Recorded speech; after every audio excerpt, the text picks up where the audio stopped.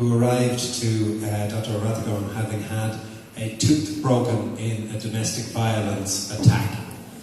And apart from the dental care in repairing the damaged teeth, the reason that the nominator said that Paddy, if I might, should be the Caring Dentist of the Year was because of what he did beyond that in facilitating what became her getting to a safe environment and a very different environment, which goes very far beyond just fixing a tooth. So that is why he was nominated.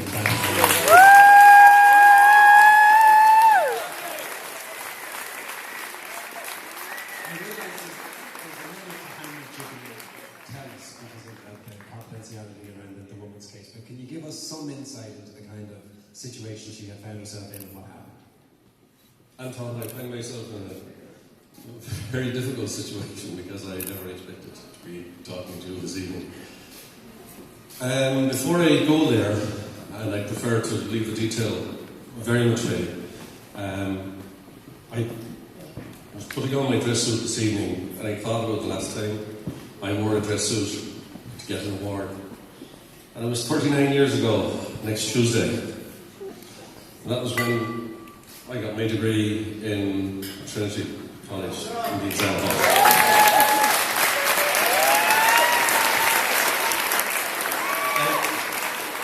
And since then, I won one further award. And that was as the Yank in Home for the Holidays in an amateur dramatic performance by Kilvilla Amateur Dramatic Society. So, 39 years of dentistry is a long, long time. And I've seen an awful lot along the way. And I'm not the hero in tonight's award. It's the person who nominated me. We don't realise, I don't think anybody realises, except those who suffer from domestic violence, the nightmare that blights their lives. In 1988, I owned a dental practice in East London, and 2 streets away from my practice was the most secure refuge for battered women, and that's what it was called in England. And I saw a lady one day. When I say a lady, I mean a lady. Her husband was a lord. She came to see me with a broken denture. She was brought to me. And the woman was battered black and blue. She was nearly 70 years old. And she told me that she had suffered that life for all her married life.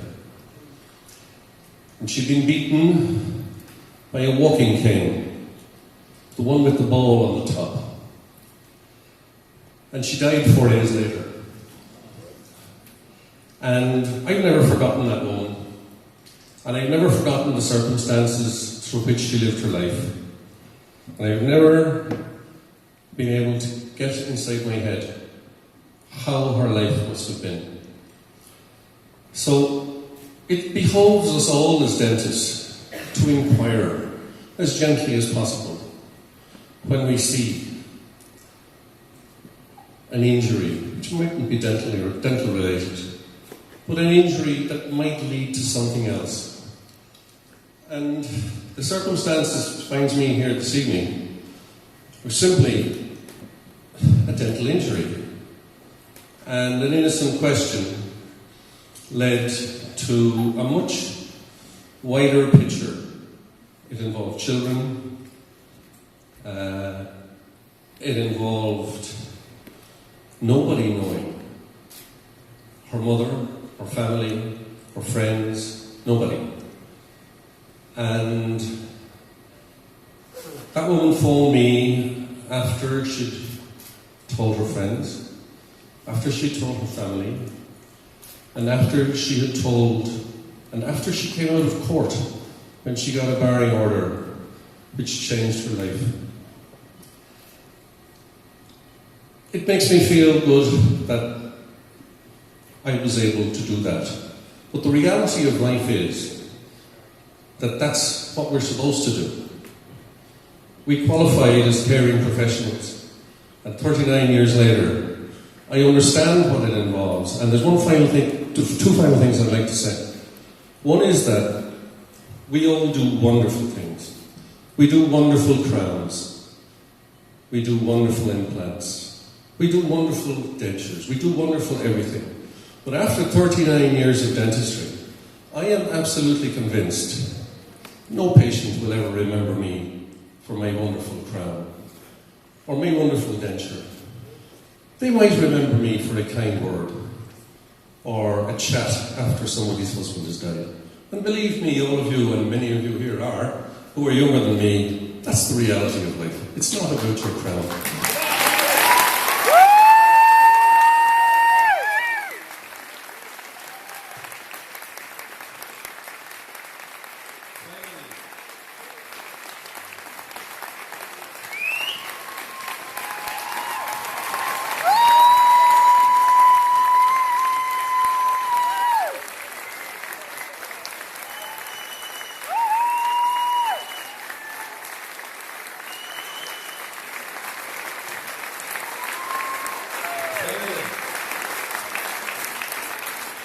There's another element to being caring as a dentist, and that's being caring for your colleagues.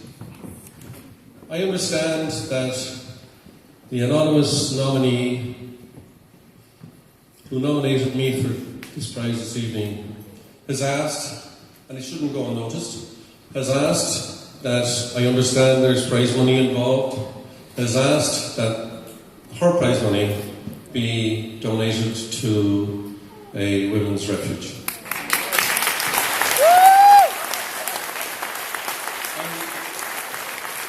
In terms of being caring for our own profession,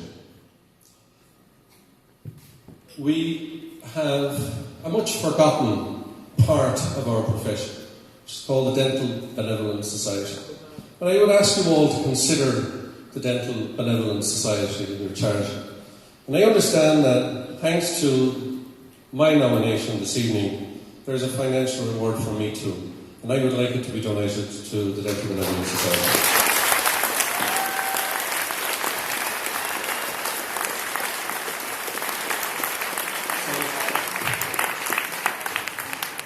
Muile buchas chuig common déadach na hÉireann, agus chuig tógéis son an a cháid seo, gur a míle máth go léir, agus nuna chonig go léir.